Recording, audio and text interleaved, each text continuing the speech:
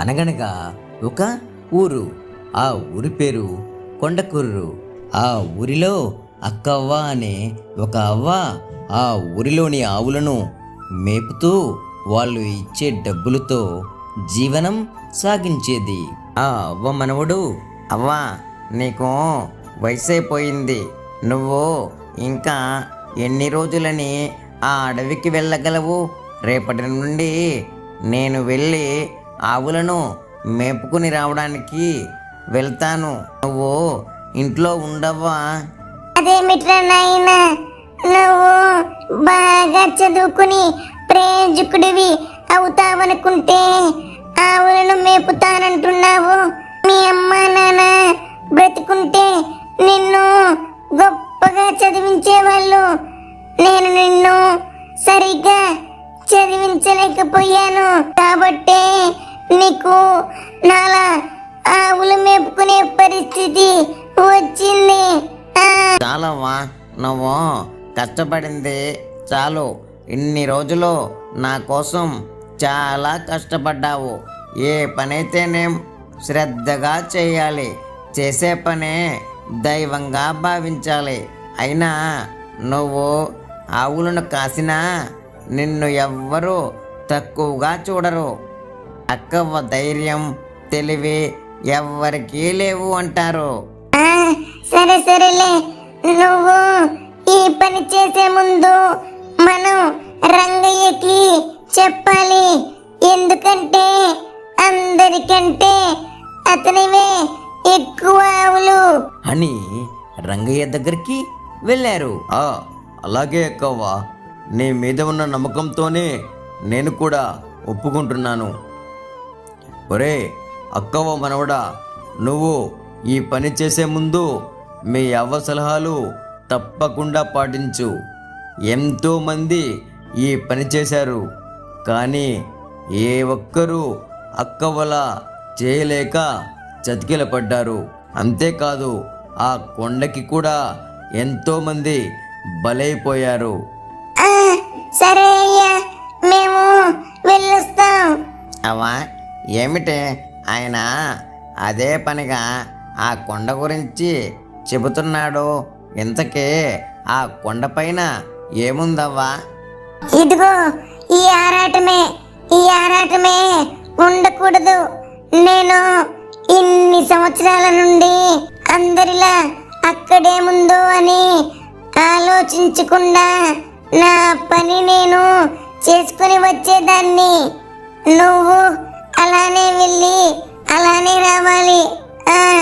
అంతేకాని అక్కడేముంది ఇక్కడేముంది అని అనవసరమైన విషయాల గురించి పట్టించుకోకూడదు.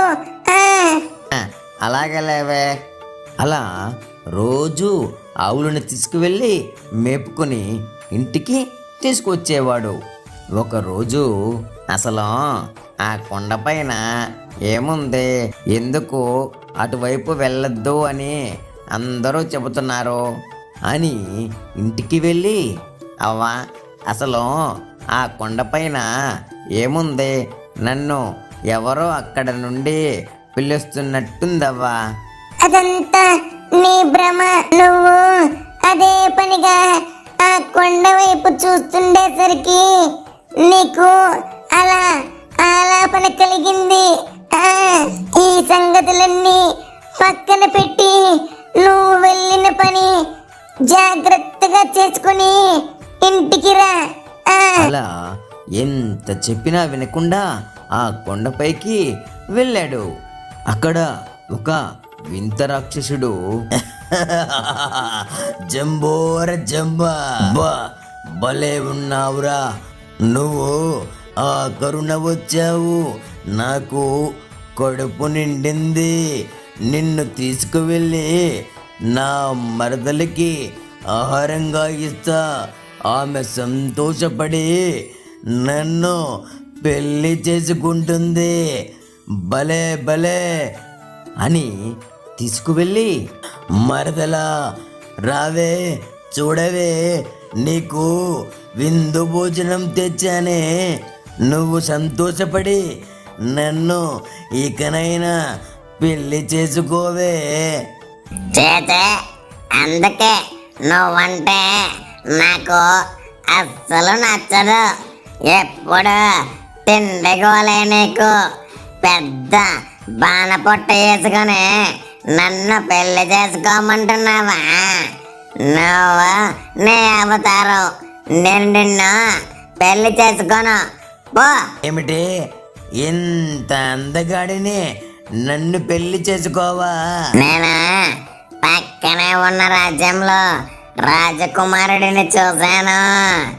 నాజూగ్గా అందంగా ఉన్నాడు.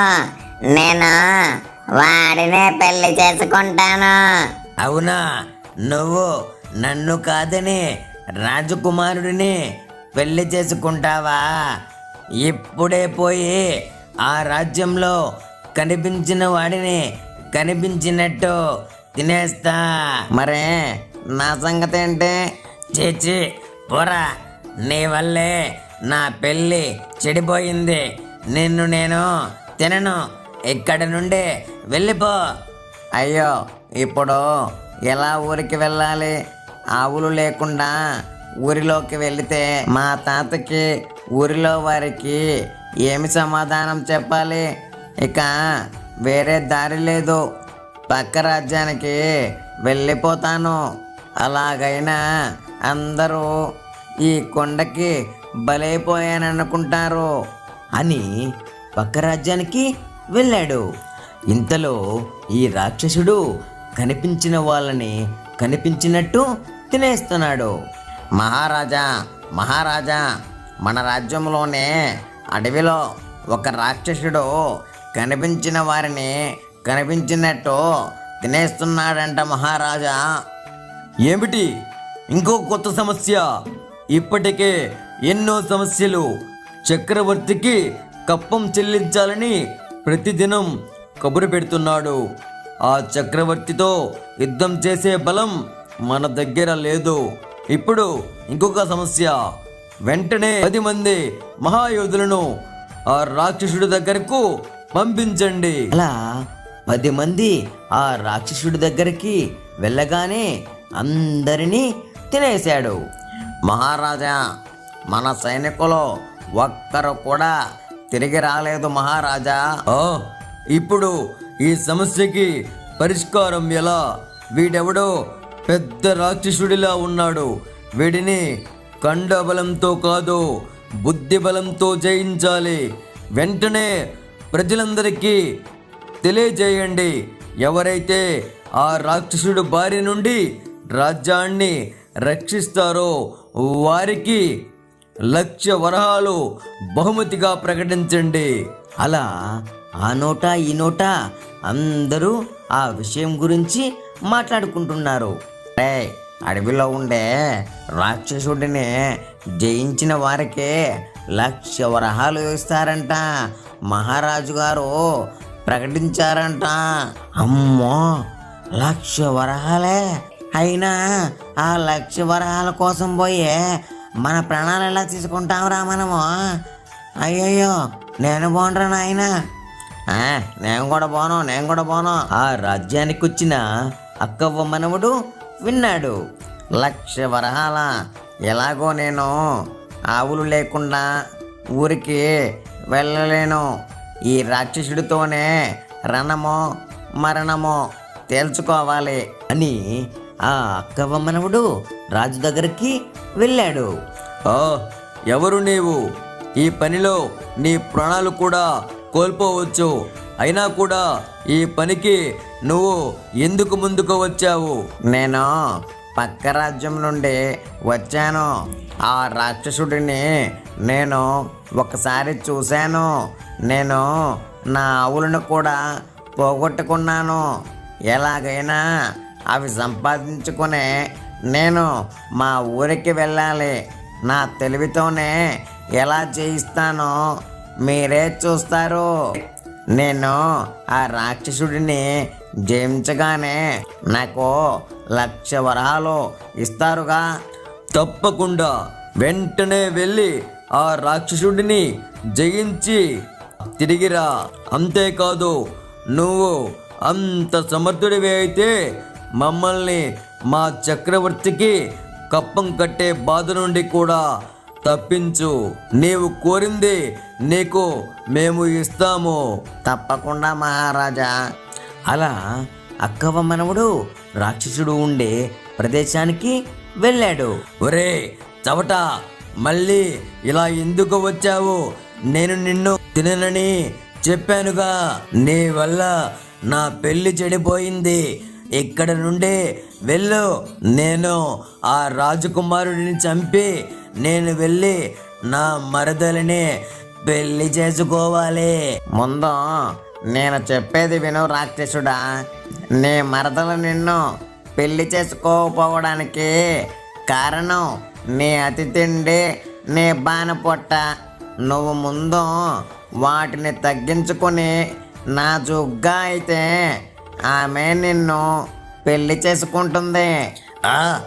ఏమిటి నాజుగ్గా అయితే నన్ను పెళ్లి చేసుకుంటుందా? నువ్వెలా చెప్పగలవు? ఆమె చెప్పిన మాటలు ఒక్కసారి గుర్తు తెచ్చుకో రాక్షసుడా. ఆమె నాజుగ్గా ఉన్నాడనే ఆ రాజకుమారుడిని కూడా ఇష్టపడింది. గుర్తుకు వచ్చింది. అవునవును. ఇప్పుడు నేను ఎలా నాజుగ్గా మారాలి? నీకు తెలిస్తే నన్ను నాజుగ్గా మారుస్తావా? ఓ అందుకేగా నేను ఇక్కడకు వచ్చింది. నువ్వు 21 రోజులు ఎవరిని తినకూడదు. ఆకులు అలములు మాత్రమే తిని నీ కడుపు నింపుకోవాలి. ఈ చెట్టు చుట్టూ 1000 సార్లు ప్రదక్షిణ చేయాలి. అప్పుడు నువ్వు ఎంతో నాజుగ్గా తయారవుతావు. నీ మరదలు నిన్ను పెళ్లి చేసుకుంటుంది. అలా ఒకరోజు గడవగానే, అబ్బా, ఈ ఆకులు అలములు తినాలంటే నాకు భలే కష్టంగా ఉంది. నా వల్ల కావడం లేదు. అయితే నీ మరదలితో పెళ్లి గురించి మర్చిపో ఇంకా. లేదు లేదు, ఎలాగైనా నువ్వు చెప్పినట్టే చేస్తాను. అలా 21 రోజులు పూర్తవగానే ఆ రాక్షసుడు సన్నగా నాజుగ్గా తయారయ్యాడు. అంతలో అక్కడికి ఆ మరదలు రాక్షసి వచ్చింది. మామా, ఎక్కడికి వెళ్ళావు మామా? నిన్ను వెతకని చోటంటూ లేదు. అయినా నువ్వు భలే నాజుగ్గా అయ్యావు మామా. భలే ఉండావు. అవును, నువ్వు నన్ను ఎందుకు వెతుకుతున్నావు?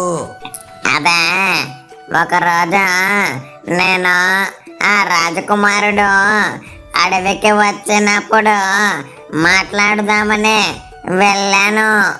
నన్ను ఆమడ దూరంలో చూడగానే వాడు పరుగు పరుగు. అప్పుడు అర్థమైంది మామ, మనకి మనుషులకు సూట్ అవ్వదని. ఇప్పుడు నువ్వే ఇంత నాజుగ్గా ఉంటే నాకు ఆ రాజకుమారుడు ఎందుకు? నువ్వే కావాలా? జంబోర జంబా, బల బల మానవ బల. నువ్వు చేసిన సహాయానికి నీకేం కావాలో కోరుకో. ఏమీ లేదు రాక్షసుడా. మా రాజుకు పక్క రాజ్యం చక్రవర్తి నుండి స్వతంత్ర రాజుగా కప్పం లేకుండా చేయాలి. ఓ, అదెంత పని అని వెళ్ళి ఆ నిద్రిస్తున్న చక్రవర్తిని, ఓరి దుష్ట చక్రవర్తి, లేరా లే. ఓ, ఎవరు నువ్వు? నీ మృత్యువును ధనకాంక్షతో పక్క రాజ్యాల రాజులను ఇబ్బంది పెడుతున్నా నిన్ను మెంగడానికి వచ్చాను. వద్దు, నన్నేం చేయొద్దు. నీకు ఏమి కావాలన్నా ఇస్తాను. నన్ను వదిలిపెట్టు. అయితే నీ పక్క రాజ్యం రాజుకు స్వతంత్రత ప్రకటించి ఇప్పటి వరకు అతని దగ్గర నుండి కట్టించుకున్న కప్పాన్ని వెంటనే తిరిగి చెల్లించు. అలాగే నువ్వు చెప్పినట్టే చేస్తాను. నన్ను వదిలిపెట్టు. అలా ఆ చక్రవర్తి ఆ రాజును స్వతంత్ర రాజుగా ప్రకటించి అతని దగ్గర వసూలు చేసిన కప్పం మొత్తం చెల్లించాడు. బల మహావీర బల, నువ్వు బుద్ధితో ఆ రాక్షసుడి సమస్యే కాదు, మా రాజ్య సమస్య కూడా తీర్చావు. నీకు బండెడు బంగారం బహుమానంగా ఇస్తున్నాం, తీసుకో. ఈ వీడియో నచ్చినట్లయితే తప్పకుండా లైక్ చేయండి, షేర్ చేయండి, సబ్స్క్రైబ్ చేయండి.